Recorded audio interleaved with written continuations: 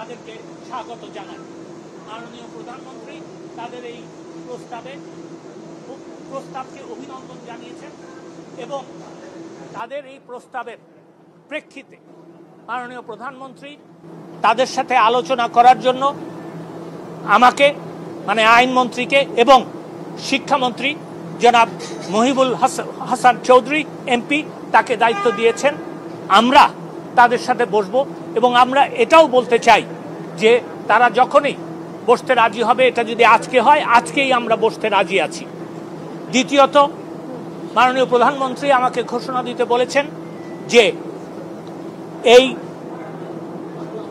আগামী 7ই অগস্ট 2024 সালে যে মামলাটা শুনানির কথা ছিল সেই মামলাটা শুনানিটা এগিয়ে আনার জন্য ব্যবস্থা নিতে আমি সেই মর্মে বাংলাদেশের অ্যাটর্নি জেনারেলকে নির্দেশ দিয়েছি যে আগামী রবিবার তিনি বাংলাদেশের সর্বোচ্চ আদালতে আপিল বিভাগে আবেদন করবেন যাতে মামলাটা শুনানির তারিখ তারা এগিয়ে আনেন।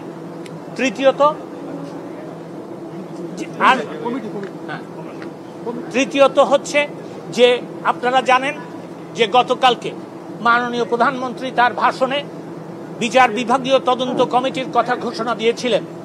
সেই প্রেক্ষিতে আমরা একজন বিজ্ঞ বিচারপতি হাইকোর্ট বিভাগের বিচারপতি জনাব খন্দকার দিলরুজ্জামানের কে এই কমিটির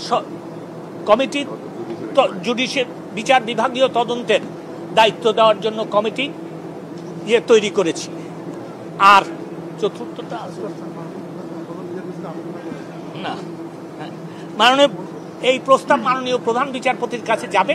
মাননীয় প্রধান বিচারপতি আমার বিশ্বাস নিশ্চয়ই সরকারের যেহেতু এটা দায়িত্ব তিনি সেই প্রেক্ষিতে মাননীয় বিচারপতি জনাব দিলরুজ্জামানকে না আরেকটা কথা ভুলে গেছি, আরেকটা কথা আছে বলে দিই, বলবো আমি দাঁড়াও কি লিখছি তো তিনটা না চারটা না একটু দেখে নি।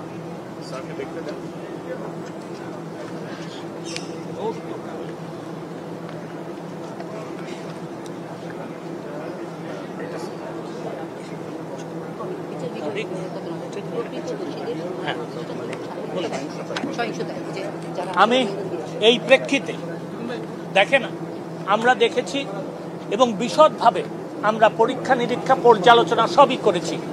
দেখা যায় যে যারা কোমলমতি কোটা বিরোধী আন্দোলন করছেন যে শিক্ষার্থীরা তাদের কিন্তু এই কথা দাবি ছিল এবং যেহেতু সরকার তাদের দিক বিবেচনা করে এই দাবিগুলিতে রাজি হয়েছেন, আমার মনে হয় আজকের থেকে আন্দোলন করার আর কোনো প্রয়োজন নাই।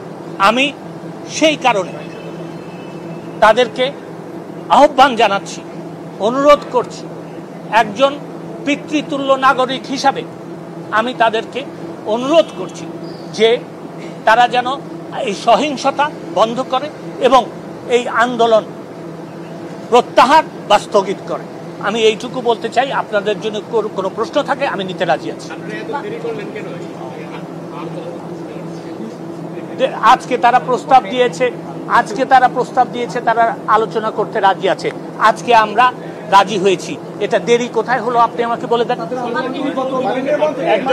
সরকার কি আদর্শিকভাবে কোটা সংস্কারের পক্ষে যাচ্ছে কি যাচ্ছে না,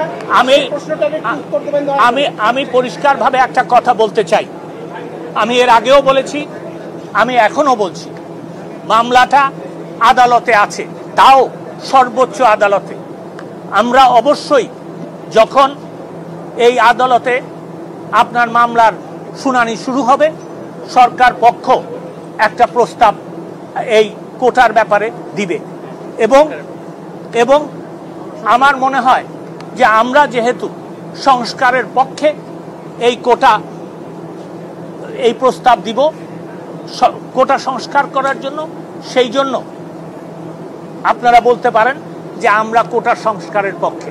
মাননীয় মন্ত্রী, এই যে আমরা যতটুকু জানি যে বিচার বিভাগের থেকে সর্বোচ্চ ক্ষমতার অধিকারী নির্বাহী বিভাগ, তো এই দেশের এত এরকম বাজে সিচুয়েশনের আগে নির্বাহী বিভাগ কেন সিদ্ধান্ত নিল না? বা আপনারা প্রথম কথা, আমি আপনার প্রশ্নের জবাব দিচ্ছি এবং আপনার সাথে দ্বিমত পোষণ করে আমি জবাব দিচ্ছি।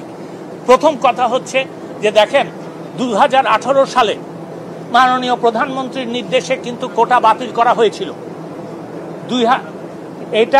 এই বাতিলের যে পরিপত্র ছিল সেটার বিরুদ্ধে মুক্তিযোদ্ধাদের সন্তানেরা হাইকোর্ট বিভাগে গিয়েছিল।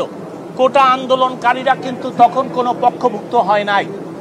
তারপরে যখন রায় হলো তখন কিন্তু তাদের আন্দোলন শুরু হলো, তখনও কিন্তু তারা আপনার এই আদালতে যায় নাই।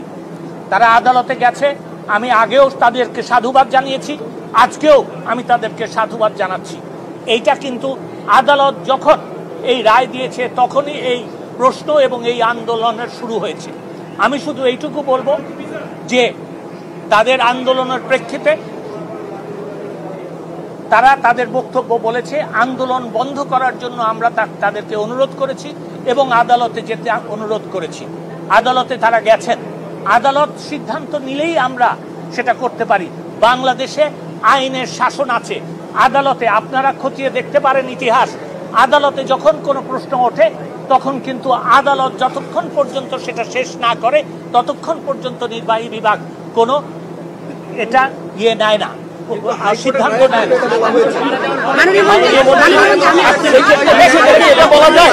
এটা বলা যায় যে আপনারা আন্দোলনকারীদের কোটা সংস্কার সহ অন্যান্য যে সকল তাদের প্রস্তাব রয়েছে সেই প্রস্তাবের সাথে একমত হয়ে আমরা অবশ্যই সংস্কারের ব্যাপারে নীতিগতভাবে ঐক্যমত পোষণ করি। ধন্যবাদ মাননীয় মন্ত্রী। ধন্যবাদ সবাইকে।